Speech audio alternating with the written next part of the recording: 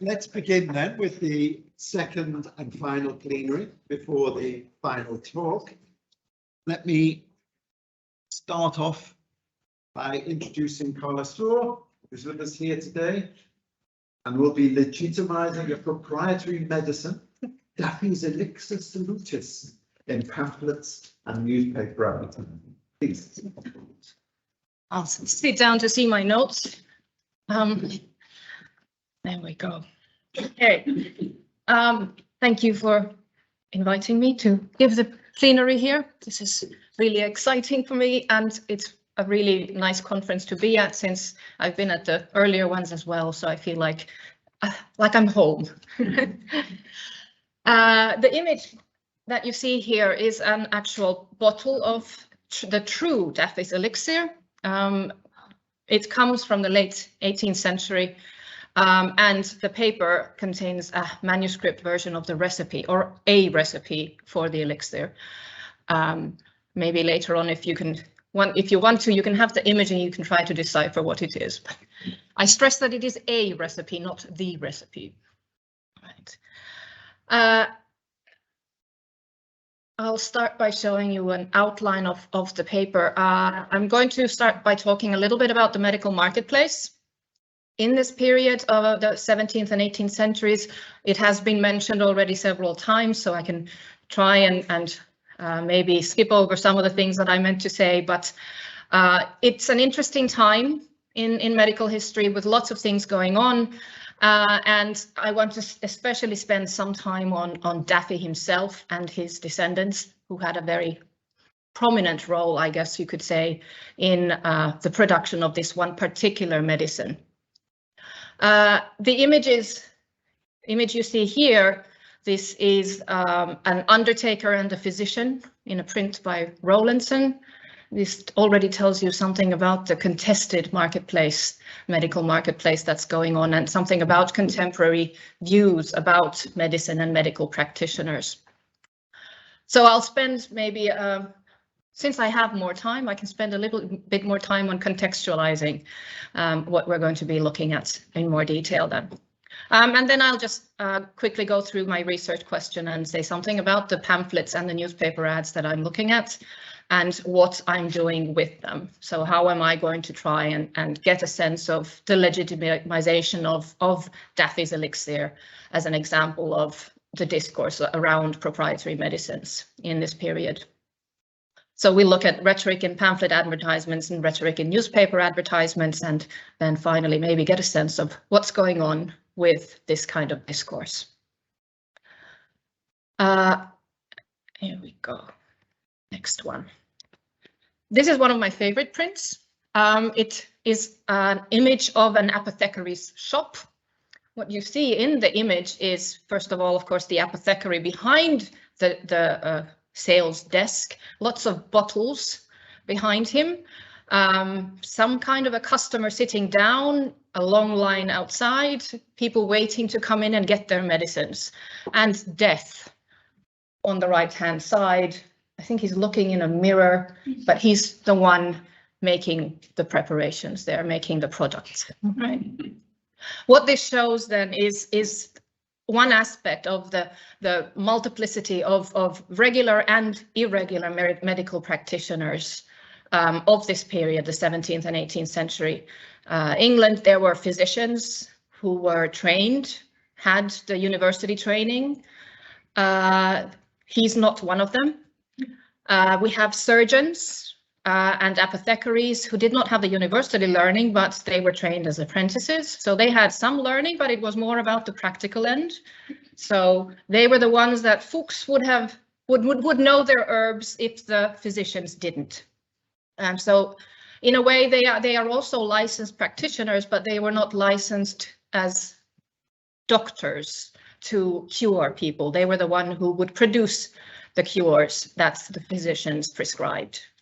But we also have midwives. We have different kinds of lay people who would also be taking care of people and diagnosing illnesses, looking for cures. People like housewives who would make use of their household recipe collections that did not have just the cookery recipes, but as we've seen, would also contain medical recipes. And increasingly in this period, we see self-medication, the possibility of taking care of your own illnesses yourself, being well versed enough in the basics of medical theory and what's going on that you could actually then decide that you know what your illness is or what your condition is, and you can try to self-medicate, self-diagnose and self-treat. And one way of doing this was through proprietary medicines. So medicines that were sold with a name, a brand, an early kind of branding, of which Daffy's Elixir Salutis is one example. But there were lots of them around. We had fever powders, there were different kinds of elixirs, there were pills of different sorts. So anything and everything under the sun could be sold as a medicine for very often everything. One pill could cure anything and everything. There was also the sense of a kind of a democratization of medicine, that medicine was needed and it was thought to needed to be something that is available to all the social classes, even the poorer sort, and it has to be sort of democratized so that it's within reach of everyone and that everyone can be responsible for their own health. What we also see is then customers or patients sort of checking out their options and picking out the ones that they liked best. So they might be consulting a physician, but they might also be going to their apothecary to get a cure for the same condition, and then decided what was the best option for them. So patients could be thought of more as customers or clients rather than as patients who are getting help from their physician or from a medical practitioner. Rather, they are the ones who are getting a service and deciding who gives it to them. This is connected to the rise of polite society. So it's an aspect of politeness that you need to be well versed. You need to have an inkling of the medical theories, and this is why it's very important to make it simple enough and easy enough to understand, so that even the simplest people can be aware of it or can know something about medicine and what are the medical topics and the sort of the fancies of the period. But especially we see then the rise of the consumer society that deals with this aspect of being able to buy a ready-made medicine rather than going to the apothecary with a recipe and getting and him making it there for you. So you wanted to be able to buy ready-made preparations. With consumer society comes the need to advertise your product to the consumer, and this then relied primarily on the printed word by this time, especially newspapers. And you perhaps know then that newspapers very much relied on the advertisements themselves, and advertisements were the things that paid to print the newspaper, so you needed advertisements, and medical advertising was actually a very prominent feature in the early newspapers. No, not just medical services, but things like the proprietary medicines. And the printed word then had to replace face-to-face interaction. Barker has a historian of advertising in this period has made a distinction between thick and thin trust. Thick trust is something that comes through face-to-face interaction, personal relationships. So it's your friends, your family, your neighbors who recommend something based on their own experiences, and they can sort of vouch for the product. When you're reading a text, you don't have that kind of security. So the trust is very thin, and it's based on what's in the text itself. And this is then an aspect. How can you create trust in the reader? How do you legitimize the medicine? How do you make the consumer want to buy it and trust that it's going to work for them? And this is where we get to see an inkling then of Anthony Daffy. He's one of those irregular practitioners. What you see in the image is not Daffy. It is Dr. Bossi, a mountebank, who is standing there on the stage with his assistant, and he's reading out something. Possibly it is some kind of a pamphlet or some document, hawking his wares. Basically, he's trying to sell his products. And this example from a prologue to a play, The Country Wit, a comedy from 1675, already shows that by 1675, which is really when Daffy's pamphlets first start to appear, he's already so well known that his name is recognized. You can give him as an example of a mountebank, along with Salvatore Winter, an Italian fake doctor who was doing the same kinds of things. Winter was the one who was more like the guy, like Bossi on the stage. Daffy, not so much. But Daffy's name was so well known that in a play about wit and the lack of wit, Thomas Crown can say that nature of late is turned a mountebank, a Winter, or a Daffy. And everybody knows what it means, and they get the joke. Daffy was, as I said, he wasn't a mountebank in this sense. He wasn't standing on the stage and selling his wares. He relied on the printed word. He had a shop where he produced his medicine, where he also sold it, but primarily he relied on a very extensive network of retailers. So he had a very big commercial network that he used to sell his products rather than selling it face to face. But again, that made the trust issue, it was even thinner. What do we know of Anthony Daffy? Not very much. The reason I'm focusing on Anthony Daffy and his family is because it is an intriguing case study. The medicine that he comes up with, his elixir, was a very long standing. It lasted for almost 300 years. It was still sold in the beginning of the 20th century as Daffy's elixir. And we do know that he had a very extensive network, so he was a very successful salesman also. He's probably was born in the mid-1620s. His father was a coachman, so he had very inauspicious beginnings. He was apprenticed to a shoemaker, and actually managed to complete his apprenticeship. So he was made a freeman of the Cordwainers Company, and he became a citizen of London in the late 1640s. And he did apparently work as a shoemaker for a while. So what he was trained to do. But by 1673, so just a few years before the quote from the play, 1673 is when his first pamphlet came out. And we don't know what happened in between. But by that time, when he first printed his first publication or his first pamphlet, he had transitioned to selling his Daffy's Elixir Salutis. Right? In the beginning of the pamphlet, he says he's been selling it for 20 years already. And we don't know if that's true or not, because the very typical thing to say is that you've been very successful and you have long-standing track record. So we don't know if he's just using it as a hyperbole or if it's actually true. But according to his own words, he'd already done it for 20 years, and he styled himself as a student of physics. Of course, anybody could be a student of physics at that time. Self-made man, self-learned man, so he was interested, so he could call himself a student of physics. He doesn't actually have a medical degree, as far as we know.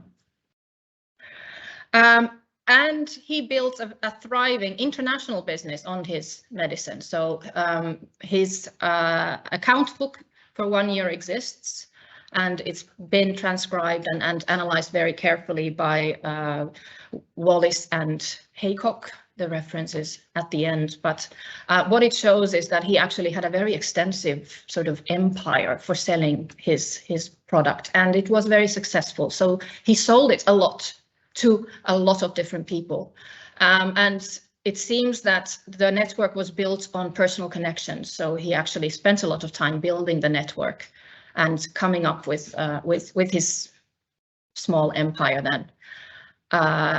So by all intents and purposes, then it seems that Daffy's elixir was a success. It sold well He made money off it, and he became not filthy rich, but well off. He bought a nice house. When he died in 1685, though, it seems that he didn't have ready cash.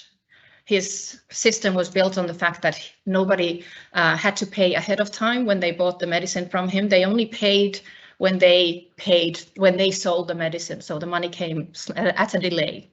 So when he died, he actually didn't have all that much money to leave to his offspring. This very messy slide shows the early history of Daffy's elixir and who produced it. The Daffy family, and there's another bottle of the medicine, what it looked like. One of the hallmarks of these medicines very often was that you had to package it in a distinctive way. In the very early time period, the bottles actually would have a seal or something that would make it distinctive. Later on, they would actually get bottles that were embossed with the name on it. But that was beyond the Daffy family period. But in the late 1600s, then the Daffy family was involved in this production. But it was not Anthony Daffy himself who invented the medicine. He got the recipe from some kind of relative, Thomas Daffy, a clergyman who's there on the top left, possibly in payment for a debt, but we don't know for sure. And we don't know what the relationship was between Anthony and Thomas. Thomas Daffy apparently had been using the elixir himself to treat people. That's what clergymen often did, as a sort of know-it-all handyman, kind of responsible for the care of their parishioners. Thomas Daffy had a son, Daniel, who was also an apothecary, and also at some point was apparently selling the medicine and claiming that he had the recipe because his father was the one who came up with it. We don't know if the relationship between Daniel and Anthony was very, very strong. They don't talk about each other very much. Anthony Daffy married Eleanor Daffy, and they had several children, but only 3 survived. And Elias, Mary, and Martha were their children. When Daffy died, his son Elias Daffy was in medical school. And Eleanor Daffy continued the business, sort of taking care of it until the son could take over. And the daughters, Mary and Martha, were left without any money. Elias got the house, the business, and Mary and Martha were left with nothing because there was no money to give them. Eleanor remarried very quickly. She married Charles Trubshaw, who realized that there's a moneymaker here and claimed that as the husband, he had right to the recipe and promptly took over the business, started making Daffy's elixir Salutis and selling it himself and taking all the money. And to make it worse, the marriage went bad very quickly. So there we have Eleanor Daffy with small children and no way of supporting them. What does she do? She keeps on selling the elixir in her name and says she has the recipe. Trubshaw says he's got the recipe because he's got the business, he's got the location, which seemed to be very important because it's referred to very often as the location where it was made.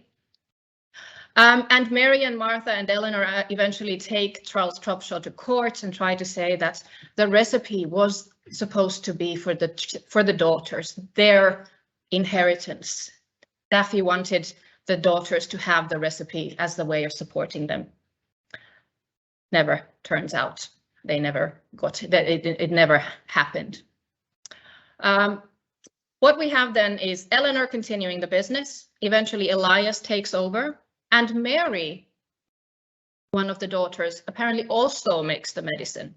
She's also involved in the production, and we can see her in some of the newspaper advertisements claiming that she's also participating here. So second generation then is Elias and Mary. Elias marries Elizabeth. When Elias dies, Elizabeth, the widow, takes over again. This seems to be a trend that the widows continue the business when the husbands die until the children come of age. And out of their many children, Anthony and Susanna eventually then continue the family business again. There's a good thing going, the business is prospering, or the networks are there, so they take advantage of it. Also on the slide are the names of Thomas Witherden and Thomas Hind. They are not related to the family, but they are the two other people who wrote pamphlets at this time, and they were clearly competitors of Anthony Daffy, the original, or the first person who founded this whole thing. So they figure in the pamphlets advertisements that I've also looked at. Later on, there are some others who come in as well and who claim a connection to the Daffys in one way or another. But the name Daffy then stays with the medicine throughout. It's always Daffy's Elixir or Daffy's Elixir Salutis, even then if it's somebody else producing it, so that we can have somebody using the whole name and their own name in front of it, so they have their different versions. But this is one of the reasons why Daffy's Elixir, I think, is so fascinating, because we see this sort of dynastic involvement in the medicine and in the production of it, and we get a sense of how the production of proprietary medicines worked. The longevity is something that is in favor of Daffy's Elixir, because it actually shows then that this is one reason why maybe it stays on for so long. There is that family connection to support it.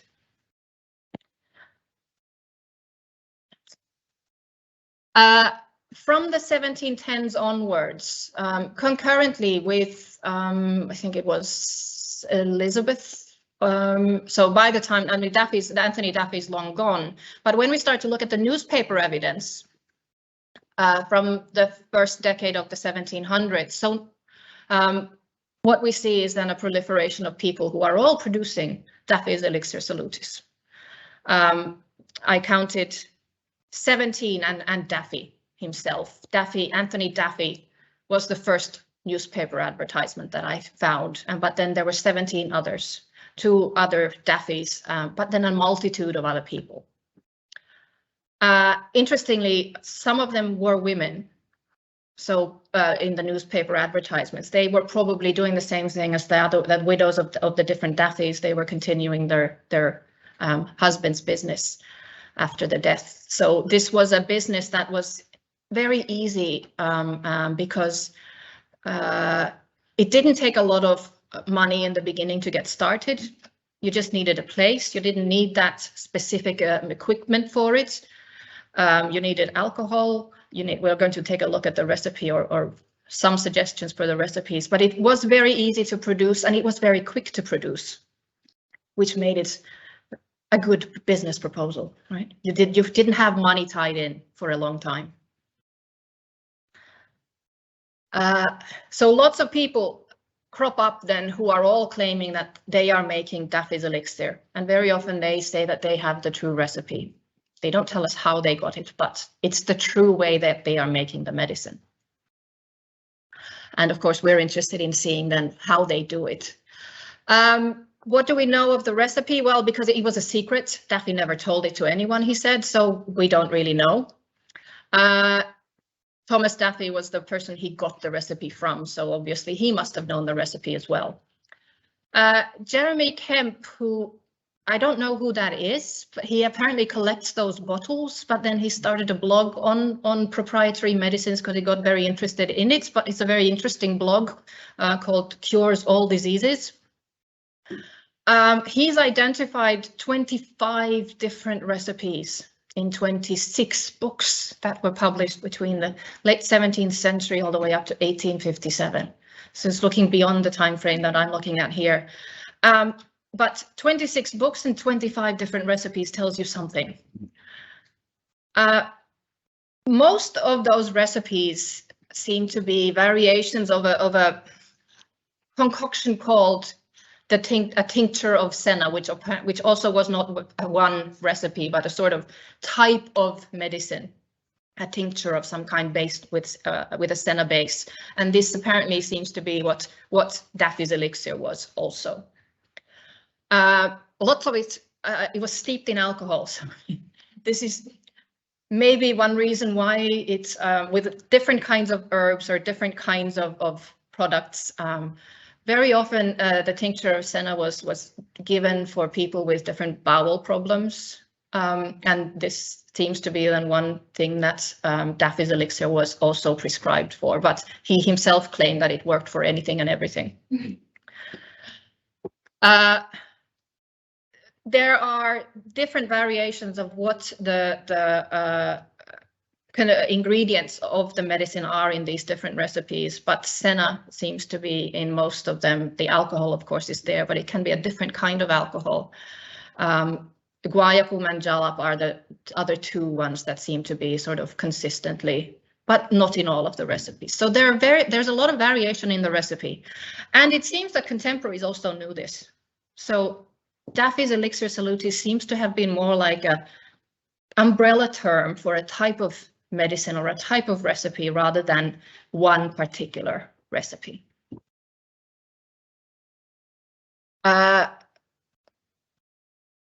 Interestingly, the recipe or a recipe of what was known then as Daffy's elixir salutis was very quickly distributed in recipe collections, printed recipe collections. Hannah Woolley's household recipe collection in 1675 already claims to have one recipe for Daffy's elixir salutis. It gives it by name, and it gives an actual recipe of it.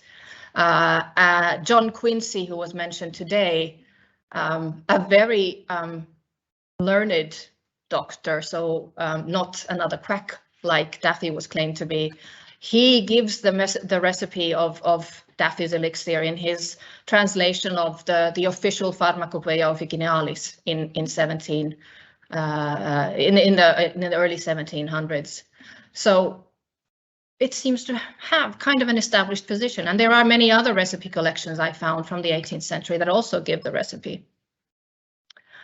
So for a secret, it was remarkably well known.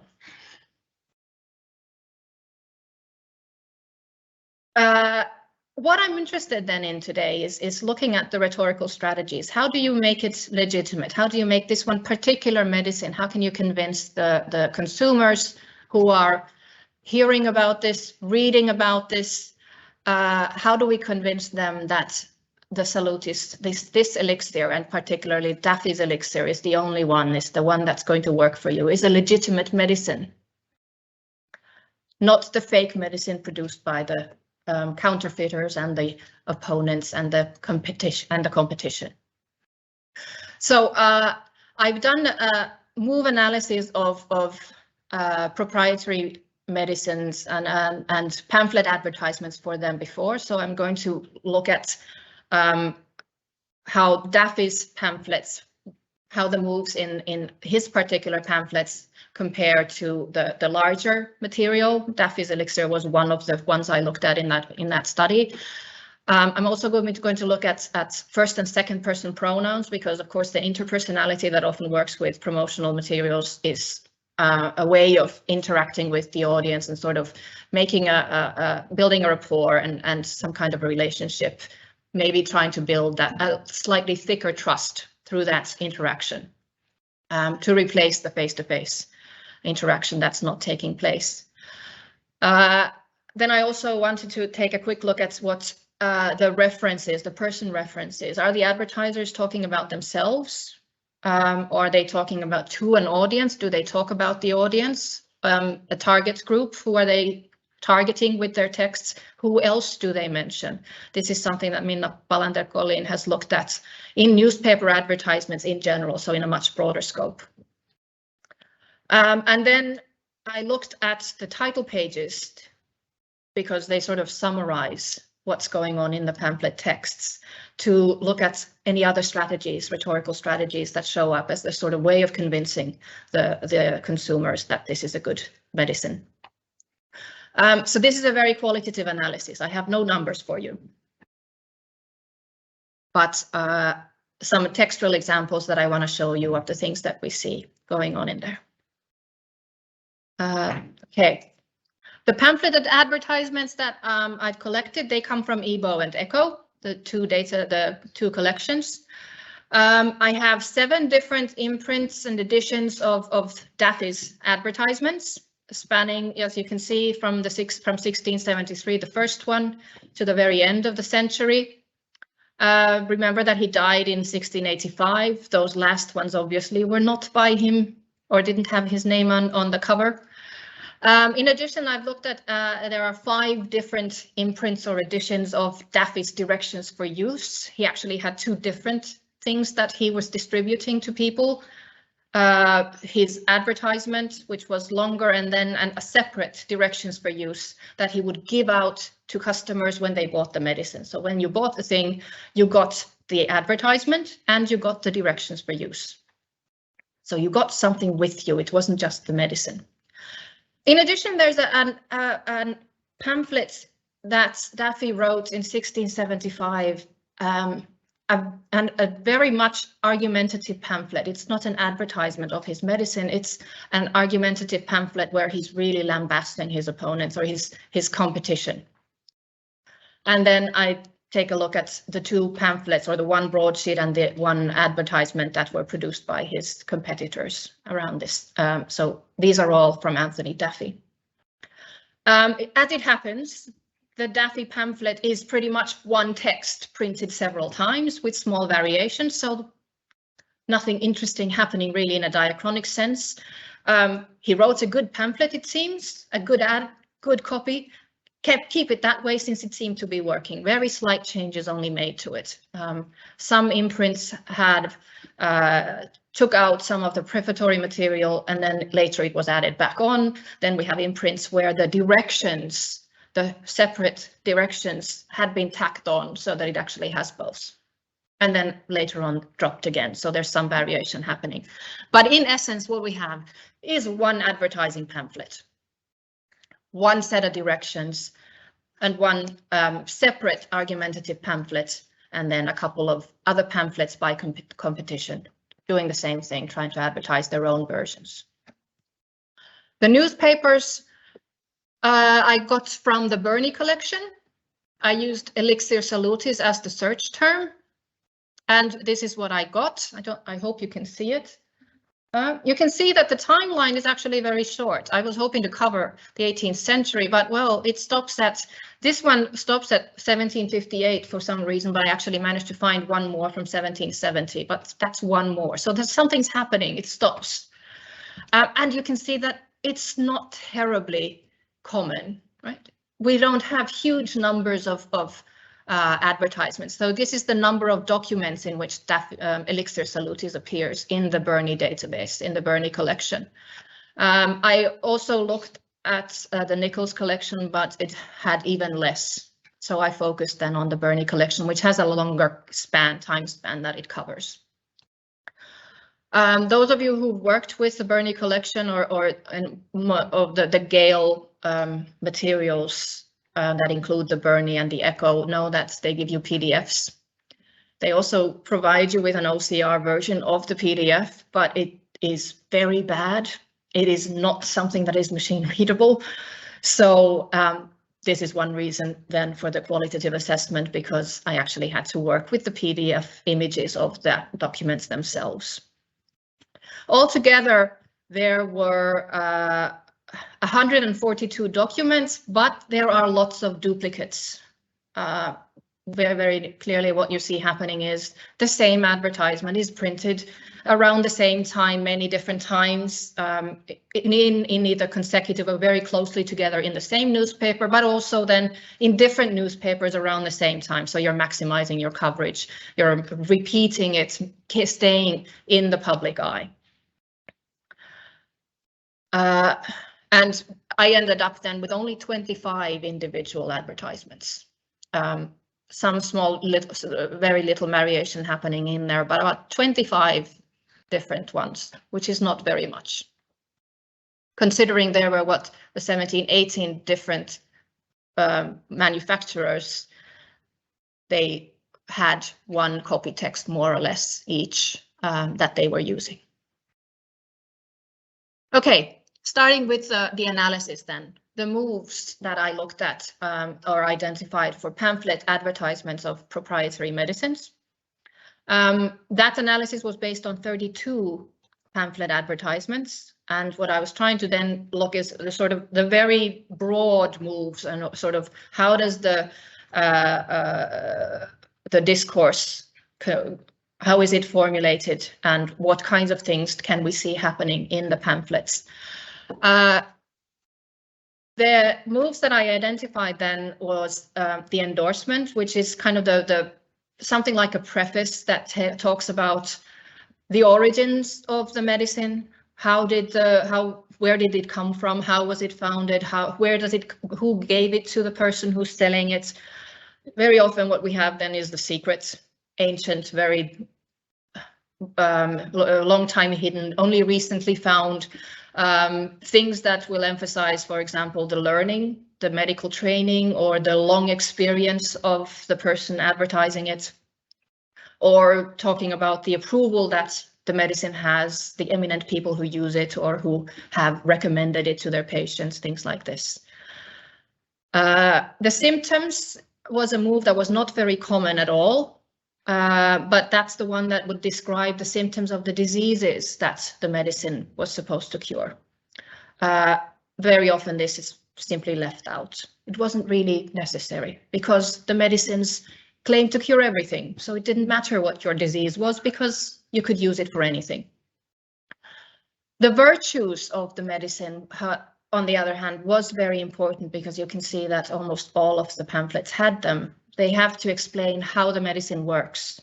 So they're actually relying on contemporary medical theories to explain how the medicine is working, how does it warms the body, or it decreases something, or it works on the different humors. It's very often they're using these very ancient ideas of humoral theory, which are very often the ones that lay people would know, were aware of.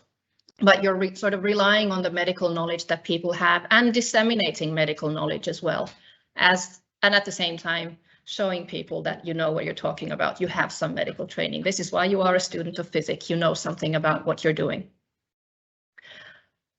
Most of the pamphlets obviously also have directions for use, especially if it's not a pill or something that you can just take one of. Something like an elixir, you would need to use different doses for different things. So if you have the colic, you take this much. If you have something else, you take more. Do you take it in the morning? Can you take it when you're eating? These kinds of things. Half of the pamphlets had testimonials, which would be either case studies that the advertiser himself is reporting, saying I cured so-and-so, or a person came and had this problem and it was cured right away. Or it could be even people who write in themselves. So it could be copies of letters or supposed letters, actual testimonials then. But these are used as proof of concept. This works. Sort of the efficacy phrase, it worked for so-and-so. And of course, if you have a well-known figure or an eminent person, the better, right? And finally, then we've got the part where you are addressing your critics, accusing counterfeiters of faking the medicine, saying how dangerous they are. How do you recognize the true version, the true Daffy elixir or the true pill? What kinds of tricks are used? Is it some kind of a picture or a certain kind of bottle, or what is it that's used to identify? And if potential criticism is also sort of tried to address beforehand. And the most important part that all but one of the pamphlets had was the sales information. You have to know where you can get it and how much it costs. All of these other, altogether, so there are 7 moves. 6 of these moves you can actually see happening in something like medieval recipes already. Also in specialized treatises from the early modern period that dealt with different kinds of medical procedures or different kinds of sort of cures. So it's building on existing texts already. The sales information is something new, but obviously very, very important for something when you're trying to sell a product. So this is what I found when I was looking at moves, and then what happens when I looked at what was Daffy's text like. Well, the pamphlet advertisement had everything but the symptoms. No, I'm sorry, that's wrong. It's not the symptoms. It's missing the directions for use. But it also, yes, it doesn't have the symptoms because it doesn't really talk about the diseases that it's trying to affect. Everything works. The directions for use then only deals with two parts of it. It talks about how the medicine works and it tells you how much to take of it. So it's filling in the gap when it comes to the directions for use, but neither of them talks about symptoms because they don't need to. But otherwise, it's filling in, it's working very closely to what the moves are for the pamphlet advertisements. They're not necessarily in this order, and there can be more than, they can come and go, so they can be repeated. For example, Daffy goes between virtues and testimonials because he talks about cures, how to different illnesses. So he starts by talking about the gout, I think. How does it work to cure gout?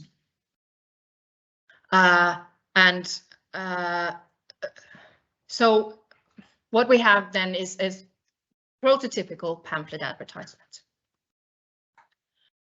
We also see first-person pronouns that were very much used in pamphlets advertisements to stress the authority of the author, to stress the ownership of the medicine. This is my medicine, not somebody else's, but also to some extent commenting on text structure. Second-person pronouns were also used to give directions for use, so not necessarily using the imperative, but actually addressing their audience, adding dialogicity, trying to make it more interpersonal, and address criticism. What do we see in Daffy? It's all about him, his authority, his ownership of the medicine. He's not talking to an audience. There is no shared knowledge here, as some of the papers yesterday were talking about who are the we. There is no we, it's all me. Other rhetorical strategies that show up here, I put some in bold here. First of all, Elixir Salutis. You give it a fancy name, a Latin name, makes it much more convincing. Yeah. Mention how it is famous, right? You have God's blessing. It cures everything. There's the secret as well, and it works for everyone, right? So this is a universal kind of medicine, and it has never been published by anyone but me. This is the 1673 text. 2 years later, you add a little bit to it, right? For above 20 years, long cure. By myself and diverse persons, he's adding names now, right? They're not anonymous anymore. He's giving names. And then at the end, he adds, beware of counterfeiters. He's giving this, apparently, lots of them around. And what do we know? I think I'm going to have to skip the really interesting sort of side track to the opponents. But maybe at the end, if we have time, I'll come back to it because it was really interesting. And it really works together with Jason's paper yesterday about the critical review, because this is the same thing happening, but we don't have time for it. I'm just going to skip it and come back to it. Daffy was vicious, I will tell you that. The pamphlet advertisements are very sedate. They're actually not very hyperbolic, which you would expect from an advertisement. So nothing too over the top happening in them. 93, Daffy is dead. The only things that are happening in the title are the name is changed to Daffy's original and famous Elixir Salutis, so changed a little bit, but otherwise all you see is slight changes to reflect the fact that now it's the widow, but otherwise the title is the same. The text is the same as well. A few years later, the only change we see is now it's updated to be Elias, nothing else. It works. Quick look at the newspaper ads then. And a little background. Giesinger has looked at advertisements of the late 18th century and 19th century, and according to her, she points out that in the late 18th century there seems to be producer-oriented consumption. You are emphasizing the producer and the quality of the product by emphasizing the quality and the expertise of the producer. Later on, there's a shift towards product-oriented consumption where it's the product that's highlighted, right? So this is an observation about the late 18th century then. so later than what I'm looking at. Mackintosh has looked at Georgian advertisements for proprietary medicines, and he's the one who's actually then found out that it's actually not that hard sell, not that hyperbolic. It's rather low key, and this is actually what I see also in Daffy happening. Hyperbole is based on outliers. It's not really like that. And then, of course, there's Palander-Collin, who looked at the person mention and at a slightly later period, but in the late 18th century, then what she notices was that advertiser mention is very prominent. So it's advertiser talking, and the audience mention, the target groups, are going down. And the other people who are mentioned is also going down in that period. So how does that reflect then to the newspaper advertisements? What we see then, the advertisers, they are not even always named. The names that there are, I showed early in the earlier slide, but there are 4 who are unnamed. So clearly they're not that important. What is always mentioned is the location where the elixir is to be had, but it's enough to be the chemist or a physician who produces it, but you don't have to give a name as long as you give the place. First person pronouns are only used in about 7 texts. No, not very common at all. So very often the advertisers talk about themselves in third person, or they use the passive voice, which all serve to highlight the product, the medicine. So this would probably then should be called product-oriented promotion, which is not what those earlier studies had found out as happening in the late 18th century and the 19th century. So this is a different situation here, but I can't say more about it, so I need to look at this in more detail. I took a quick look at some of the moves that I can see in the newspaper advertisements. They're obviously a much shorter, so it's not applicable in that sense, but to see what's left, or is there something different happening in there? We see a little bit of it.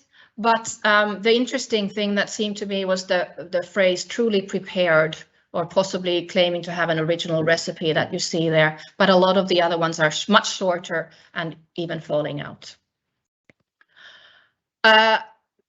Some examples then, you can't see them because you can't read the text. I will highlight them for you. Rhetorical strategies, Daffy himself in the first one in 1680. In this advertisement, he's saying that the claims that he is dead are wrong. So apparently there was a rumor going around, or somebody had put an ad saying that he's dead to sort of get rid of the competition. So he's announcing here that, no, they're wrong, I'm still producing it. And what he's actually doing in here is repeating a lot of the phrases from the pamphlet ad. So a lot of the moves that we see happening here actually come from the pamphlet itself. He's reproducing the same thing. 1728, Elizabeth Daffy, so the widow of his son, has also been the victim of false information claiming her to be dead, and has to correct it in her pamphlet or in her news ad, using names, and she's emphasizing her relationship to Anthony Daffy. Obviously, she has access to the recipe because she's in the family. Another thing that we see happening then is a shopkeeper. This is a chemist in 1702, an unnamed chemist who's advertising his wares. He's got a long list of different kinds of medicines, and Daffy's is then just one of them. He's selling it cheaper. So this is a service to the customer, cheaper than the shops at the exchange. But again, but he doesn't give his name. He just gives the location where you can buy it. So you know where to go. And then at the end, a hook. If you're interested, you can go and see it being made. And then in 1739, there's a very interesting advertisement where you start off with a case, with a cure, a customer, Elizabeth Powell, reporting how she's been cured by Mrs. Cater. She had eye problems, and then comes an ad by Mrs. Cater, the same Mrs. Cater, where she's advertising her cure for different kinds of eye sores and eye problems, and she also makes elixir. but it's only one of them. And she doesn't give the elixir as much attention. She mentions it, but it seems that it's enough to mention it by name and everybody knows what it is, and it doesn't really need much to add to it. So in conclusion, then, we can say that Daffy's pamphlet and the same text then that you see in the pamphlets that are reproduced, they really build him as the authority and the owner of the medicine. And he doesn't engage with his readers. Right? He's not really talking to the audience. It's all about him and building up his own reputation, his own authority. And it is actually very sedate in style. It's not hyperbolic in style. It's only when he's talking about counterfeiters that he gets a little agitated. And the newspaper advertisements clearly focus on the product itself rather than on the advertisers, who don't even have to be mentioned. The only thing, they don't really talk about target audiences. They don't talk about other people even that much. It's all about the product. So it's not really working the same way that the later 18th century or the 19th century newspaper advertisements have been found to work. So there's clearly something interesting happening and worth looking at more. It seems to me that Daffy's name was well enough. It was a brand name that worked on its own. So it doesn't really need to be legitimized anymore by the end of the period, by the 1770 that I looked at, or even earlier in the 1750s. Very impersonal, claims to true preparation, maybe an original recipe, but very thin kind of trust building going on. And I want to show you at the end that I've still got lots to do, because Daffy's Elixir gives me well over 1,000 hits, and it goes all the way to the end of the 19th century. So there is lots more of newspaper advertisements to look at. And when I took a quick look at what are the very latest ones like, they are different again. They seem to be more tailored. They seem to be mentioning more names. So there is lots more. They change again by the end of the 19th century. The end of the 18th century. So Daffy's Elixir can give you lots and lots of interesting stuff. Thank you.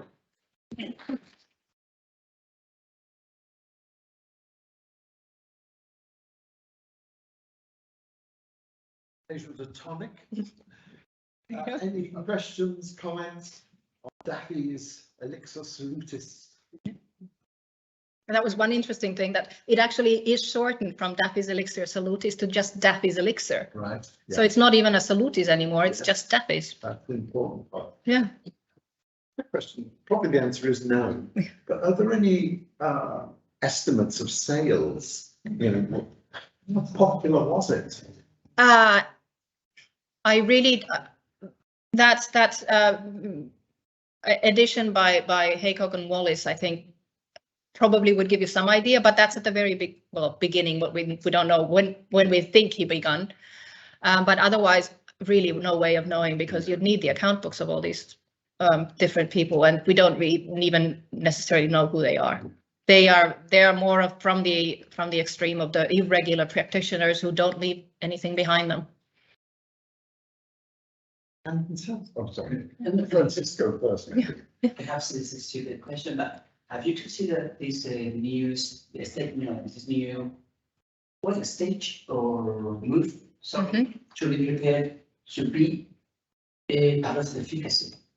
Or I think it's very much concerned with the efficacy, yes, because that's about the only sort of efficacy statement there is left in the papers, and they don't have these case studies really that much, so it's kind of the remnant of something like an efficacy statement, or the guarantee that it's truly prepared. Sometimes they also add that it's made from the best ingredients. yes.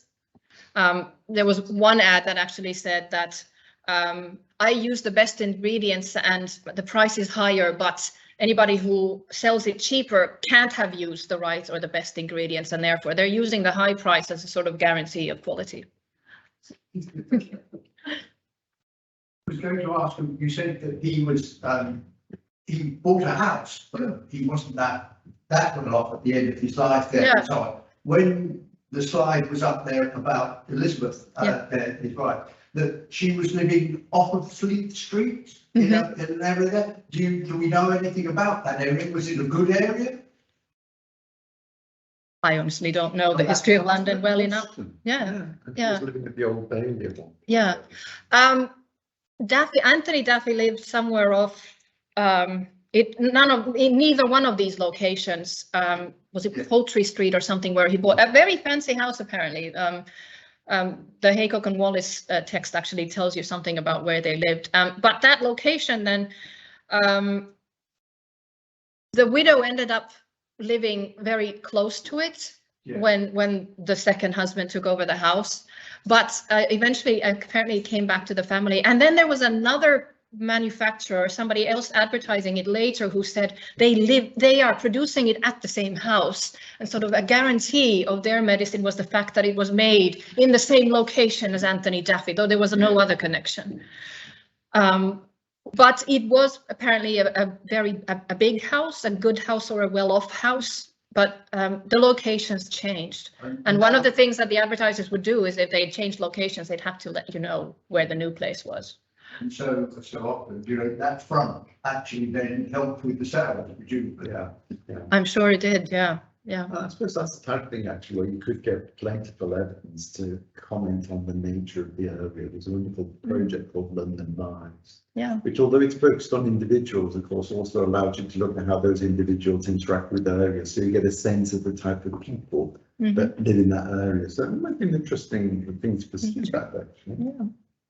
Yeah, I mean, it's a well-known thing that proprietary medicines were often sold by booksellers. And actually, some of the documents that I saw in Echo were books. At the very end of a book, when there was space left over, the bookseller would advertise books that they sell.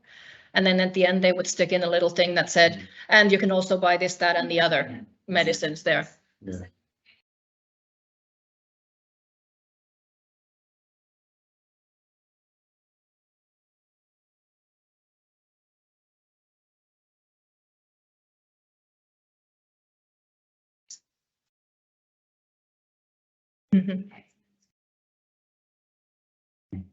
Yeah. And at the bottom, there are certain type of pages that let things are published now on Taylor with 6 pence. Just say something which is between title and advertisement and. Sure. One question that occurred to me actually is, and you may have covered it, in which case I apologise. How distinctive are these strategies relative to other people selling branded products?